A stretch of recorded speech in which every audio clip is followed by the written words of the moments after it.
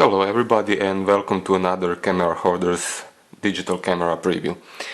This time I have Canon Powershot A1400 digital compact camera.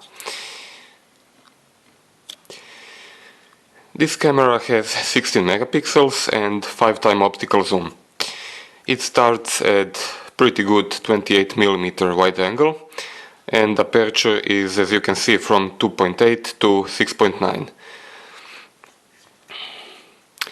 At the back you can see a 2.7-inch LCD, which doesn't have touch option and is not tiltable, but then again this is a very affordable digital camera.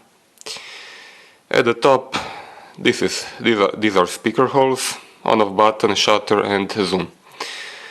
At the back you can see main controls. The buttons are pretty big and easy to use.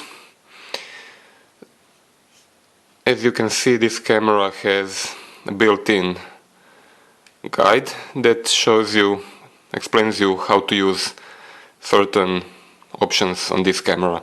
If you're a beginner, this could be quite interesting. At the bottom you can see a metal tripod mount and compartment that holds the batteries and memory card. This camera uses two AA batteries, and since you don't get rechargeable ones in the box, I recommend that you buy rechargeable ones. Memory used is standard SD memory cards.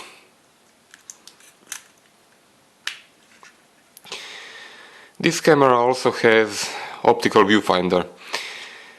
In my opinion, it is placed too much on the right, so your nose actually leaves smudges on the LCD when you use it. It ought to have been more on the left, but it's very good to have it, since in bright daylight you cannot see much of the LCD screen.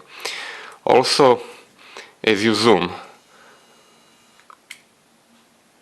the optical viewfinder also zooms, as you can see, inside, so it is actually quite usable.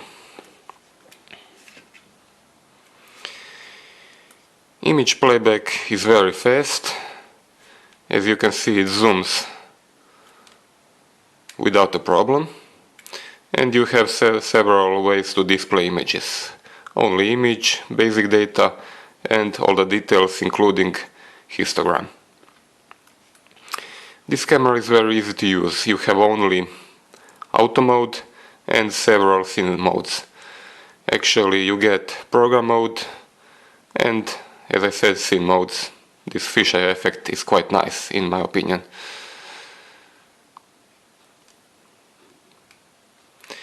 ISO goes from 100 to 1600. You can select white balance. It has custom white balance, this is very important. Metering modes, as usual. Exposure compensation, self-timer. You can select normal focus range, macro, and you can set it to infinity, which is very nice since some cameras like Sony doesn't even have macro mode, so the camera must find it by itself. Drive mode, image size and video. You can record in smaller HD resolution, but the problem with video on this camera is that once you start recording you cannot zoom and there is no autofocus. So basically what you preset before, this is what you record. If video is very important to you, I suggest buying a camera with more options than this one. Okay, these are all the basic informations you need to know, and as always I invite you to come to my blog camerahoarders.com, where you can read the entire review and take a look at image samples for this camera.